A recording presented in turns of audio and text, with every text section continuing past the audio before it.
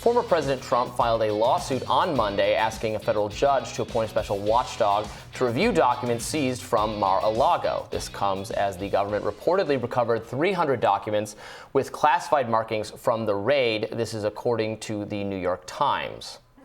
Yeah, so they said this story yesterday said it was 300 documents. And also that, so in January, the government, the archives recovered a certain amount of documents from him, and I think 150 of those were classified documents. And so that's what made investigators go, oh, wow, He had classified documents. We know he's in possession. We know he has them because he just gave some of us to, which I guess you could spin the other way, go, okay, he did. This is why people don't, cooperate with the government. Like, he gave back the documents, and that only made them more interested in hunting down whatever the rest he had. Well, I mean, I think the idea is that he said that I don't have classified documents, and then you make a disclosure that in fact has classified documents. Whatever earned trust you had that you in fact did not have classified documents. Trump gives back classified documents. Government still not satisfied. All right. Persecutes perfect human being. I'm giving you the really Trump. It was a perfect disclosure. It was a perfect disclosure. Federal Magistrate Judge Bruce Reinhart has issued a new order giving the Department of Justice until Thursday to submit its proposed redactions to the Mar-a-Lago search affidavit. Reinhart indicated last week that he intends to release the redacted version of the affidavit to the public. However, yesterday he warned that could change after reviewing the DOJ's proposal, writing that redactions could be so extensive they would result in a, quote, meaningless disclosure. Meanwhile, new NBC polling released on Sunday shows that Republicans who say they support former President Trump more than they support the GOP climbed to 41% in August, up 7 points from May. 50% say they support the party more than they do Trump. The poll finds that's down from 58% in May because we're starting to see, or I'm seeing conversation in kind of right-wing punditry, media. I'm seeing a lot of blame now toward McConnell, who did not speak up about was one of the Republican leaders who didn't say anything about the raid. I'm not sure he has yet. He didn't say it in the first 24 hours. And he is and he's also made some comments recently about how he's not sure that Republicans will recapture the Senate. I've been saying I also think Republicans might fail to recapture the Senate, in part because the candidates they have are not great. They're a little too Trumpy, a little too extreme for the states they're running in, like in Arizona and other places. But I'm seeing people saying that some of the Trump conservatives are saying McConnell doesn't want to win because he wants to humiliate the Trump candidates, want to put Trump people in their place.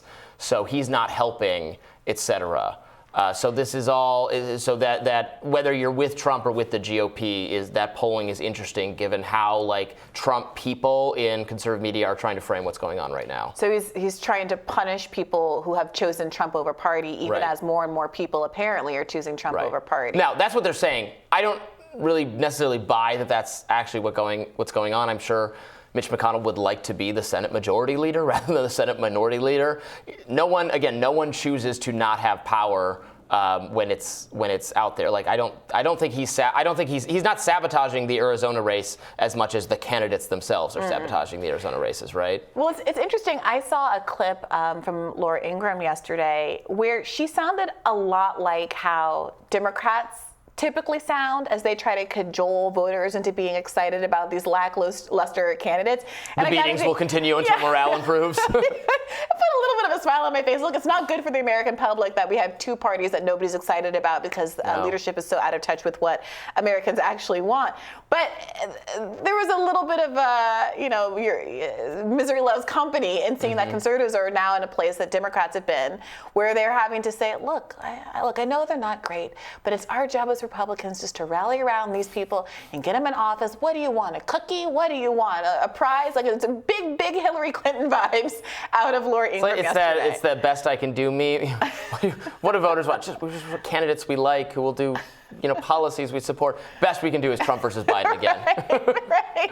Nobody wants that. Nobody wants that, but that's what our system Will deliver. Trump stoked the coals of his long-running feud with Minority Leader Mitch McConnell over the weekend, as I was alluding to. The former president posted on Truth Social on Saturday, quote, "Why do Republican senators allow a broken-down hack politician, Mitch McConnell, to openly disparage hard-working Republican candidates for the United States Senate? This is such an affront to honor and to leadership. He should spend more time and money helping them get elected and less time helping his crazy wife and family get rich on China."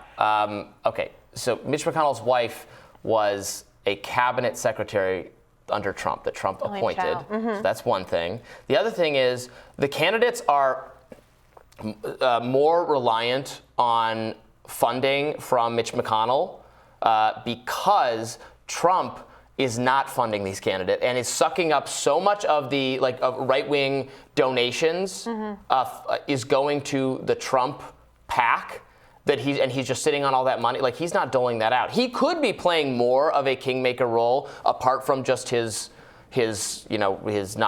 endorsements by being a more steward, actually giving that money to the candidates he likes, but he doesn't. So they'll have to go to Mitch McConnell. So that it's a very funny for him to be it's a very bad faith accusation. What is the substance of the accusation? What is the accusation? Is there any substance that she is? The accusation is that Mitch McConnell wants these candidates. I don't know that. I don't have any idea. Is it just randomly that it's not just that he has an Asian American wife, so he's accusing her of wanting to get rich off of China? It's words put next to each other. Oh boy. Letters arranged in ways that spell words. No, I'm not sure what he's going for there. But again, he trusted Mrs. McConnell, Elaine Chao, enough to be a cabinet secretary. So it's right. Trump loves to go after his own appointees. He habitually tries to humiliate people. Say, "How did this person get in government? You picked them." Yeah, drain the swamp much. You staff the swamp. It rings a little hollow. We do actually have that Lori Ingram clip. If you wanted to play it real quick. Oh, please. Just to enjoy it like I did. So instead of complaining about our candidates or kind of being wishy-washy on them, we should recognize that this group is actually great. Our nominees, with a few exceptions, like Colorado, are political newcomers. They haven't had a lot of experience, but that's okay. They're out there fighting for the average person. They should be respected for getting in the ring. Voters, you're wrong. Dr. Oz is great, actually. Stop trying to make Dr. Oz a thing.